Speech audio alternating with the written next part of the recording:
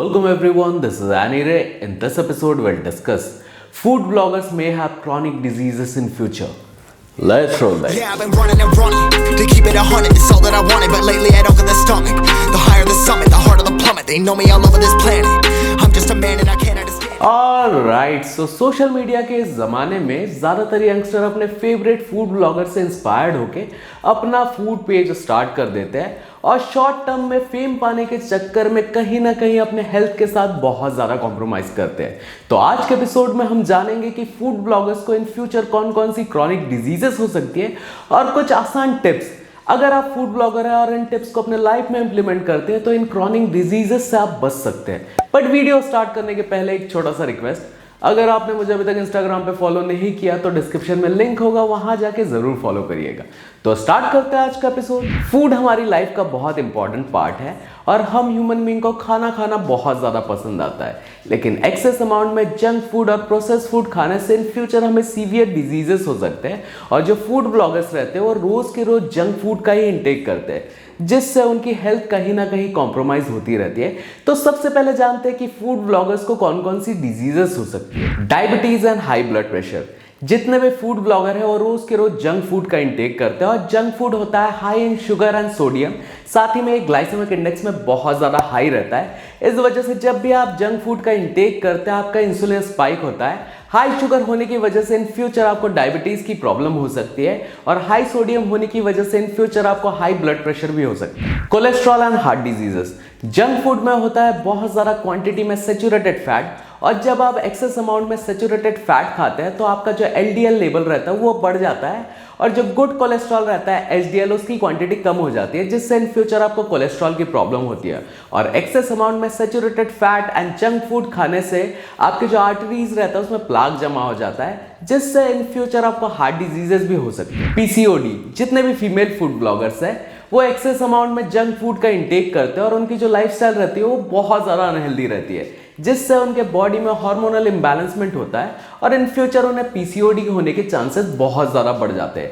PCOD में आपकी ovary में सिस्ट हो जाता है और जिसका एक ही इलाज है कि आपको एक हेल्दी लाइफस्टाइल जीनी पड़ेगी। हाइपोथायरॉइड। हमारे नेक के पास एक ग्लैंड होता है जिसे हम बोलते हैं पिट्यूटरी ग्लैंड और वो दो टाइप के हार्मोन्स रिलीज करता है। एक रहता है T3 और दूसरा रहता है T4 जो हमारे मेटाबॉलिज्म को रेगुलेट करता है। लेकिन एक्सेस अमाउंट में जंक फूड इंटेक और साथ में अनहेल्दी लाइफस्टाइल की वजह से ये T3 और T4 का जो प्रोडक्शन रहता है इसमें इम्बैलेंसमेंट हो सकता है, जिससे इन फ्यूचर आपको हाइपोथायरॉइड हो सकता है। Eating disorder and food addiction. लंबे समय तक अगर आपने जंक फूड का इंटेक किया तो आपको घर का नॉर्मल खाना बहुत ज़्यादा टेस्टलेस लगेगा। 2018 में एक रिसर्च हुआ था जिसमें बंच ऑफ रैट्स को 2 हफ्तों के लिए सिर्फ जंक फूड फीड किया गया, लेकिन 2 हफ्ते होने के बाद जब उनको नॉर्मल खाना दिया गया तो ज़्यादातर रैट्स ने वो खाना खाया ही नहीं।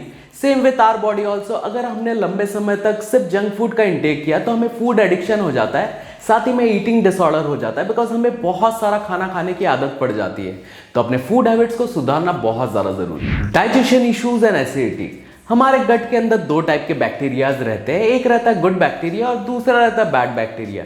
जो गुड बैक्टीरिया रहता है वो हमारे डाइजेशन में बहुत ज़्यादा हेल्प करता है और लंबे समय तक अगर हमने प्रोसेस एंड जंक फूड खाया बिकॉज उनकी न्यूट्रिशन वैल्यू कुछ नहीं होती है और उनमें फाइबर लेवल भी बहुत ज़्यादा कम रहता है, इसलिए हमारे गट के अंदर बैड बैक्टीरिया की क्वांटिटी बढ़ जाती है, जिससे इन फ्यूचर हमें डाइजेशन के इश्यूज आते हैं।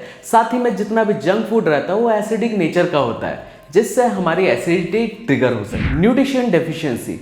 हमारे बॉडी को स्मूथली फंक्शन करने के लिए हमें मैक्रो एंड माइक्रो न्यूट्रिएंट की रिक्वायरमेंट होती है, लेकिन लंबे समय तक जंक फूड इंटेक से हमारी न्यूट्रिशन रिक्वायरमेंट पूरी नहीं होती, जिससे इन फ्यूचर हमें न्यूट्रिशन डेफिशिएंसी हो जाती है और इससे इन फ्यूचर हमारे जो बोन्स रहते हैं वो वीक हो सकते हैं, हमें एनीमा की प्रॉब्लम हो सकती है, साथ ही में हमारे मसल्स भी बहुत ज़्यादा वीक हो जाते हैं। Obesity and joint pain.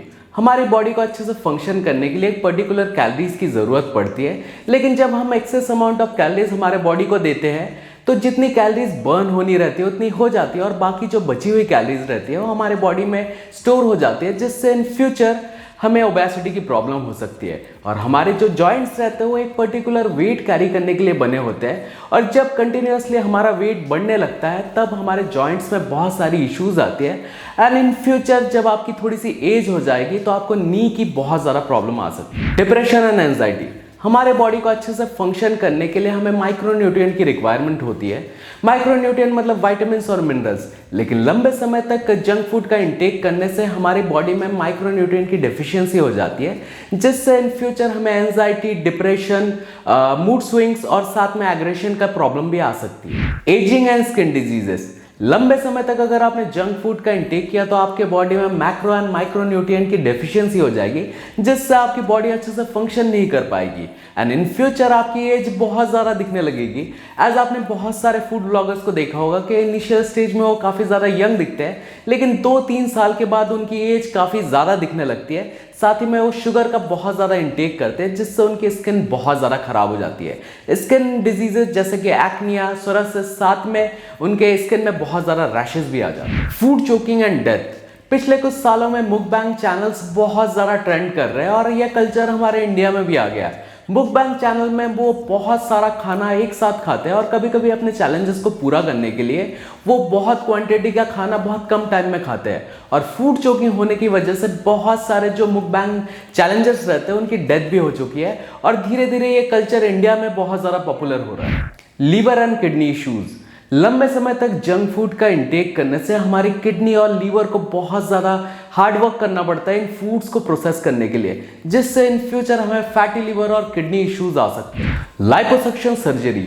बहुत सारे फूड ब्लॉगर कुछ टाइम के बाद अच्छा खासा नेम, फेम एंड पैसा कमा लेते हैं, लेकिन जब भी वो अपने आप को मिरर में देखते हैं तो एक्सेस वेट होने की वजह से वो बहुत ज़्यादा डिप्रेस हो जाते हैं और इस रीज़न के कारण वो डायरेक्टली किसी लाइपोसक्शन सर्जन के पास चले जाते हैं अपना वेट शॉर्टकट तरीके से कम करने के लिए। लेकिन ये जो सर्जरी रहती है बहुत ज़्यादा डेंजरस रहती है और किसी किसी केस में पेशेंट की जान भी चली जाती है। अब बात कर लेते हैं कि फूड ब्लॉगर होकर आप एक हेल्दी लाइफ कैसे जी सकते हैं। तो सबसे पहले अपने आप को किसी फिजिकल एक्टिविटी में ज़रूर इन्वॉल्व करिएगा। फिजिकल एक्टिविटी जैसे कि रनिंग, जॉगिंग, साइकिलिंग, स्विमिंग या फिर जिमिंग। बिकॉज जब भी आप कोई भी फिजिकल एक्टिविटी करते हैं आपकी बॉडी पूरी तरीके से एक्टिवेट हो जाती है, साथ ही में एक्सेस अमाउंट ऑफ जितना भी कैलोरी आपने लिया हुआ है वो आपकी बॉडी में स्टोर नहीं होता। और एक अच्छा सा डाइट प्लान आपको फॉलो करना चाहिए, बिकॉज रोज़ के रोज़ अगर आपने जंक फूड खाया तो आप कभी भी हेल्दी नहीं हो सकते। और जब भी आप अपने फूड ब्लॉगिंग के लिए जाते हैं तो एक्सेस अमाउंट में फूड का इंटेक नहीं करना चाहिए। सिर्फ फूड को टेस्ट करिए, ना कि उसको पूरी तरीके से खाइए। बिकॉज अगर आप calorie deficit diet plan follow करेंगे तभी जाके आप पतले हो सकते हैं और पतले होने की वजह से इन फ्यूचर आप हेल्दी भी हो जाएंगे। साथ ही में दिन में 20 से 25 मिनट तक आपको मेडिटेशन ज़रूर करना चाहिए। एज बॉडी में न्यूट्रिशन डेफिशिएंसी होने की वजह से आपके हार्मोन में काफ़ी ज़्यादा इम्बैलेंसमेंट आ जाती है, जिससे इन फ्यूचर आपको मेंटल इलनेस हो सकती है। मैंने ऑलरेडी फूड ब्लॉगर्स को कैसा डाइट प्लान फॉलो करना चाहिए उसका डिटेल वीडियो बना के रखा है, तो आई बटन और डिस्क्रिप्शन में उसका लिंक दे दूंगा, उसको जाके ज़रूर फॉलो करिए। मेरा इस वीडियो को बनाने का मकसद किसी फूड ब्लॉगर को डिमोटिवेट या फिर ऑफेंड करने का नहीं, बल्कि as a nutritionist and fitness YouTuber मेरा फर्ज बनता है कि मेरे छोटे भाई बहनों को मैं एजुकेट करूं। और इस वीडियो को अपने फूड ब्लॉगर फ्रेंड्स में ज़रूर शेयर करिएगा, जिससे वो एक हेल्दी लाइफस्टाइल जी सके। और इसके बारे में ज़्यादा कुछ जानना है तो प्लीज़ कमेंट सेक्शन में कमेंट करिए और मुझे इंस्टा पे फॉलो करिए। डिस्क्रिप्शन में लिंक है, वहां जाके आप डायरेक्ट क्वेश्चन पूछ सकते हैं। साथ ही में जो रेड कलर का सब्सक्राइब वाला बटन है उसे प्रेस कर दीजिए, बाजू वाला जो बेल आइकन है उसे प्रेस कर दीजिए। Hope you like this video. If it did then please like, share, subscribe my YouTube channel. Keep pumping, stabilize. Down and I'ma get it right, dead on sight like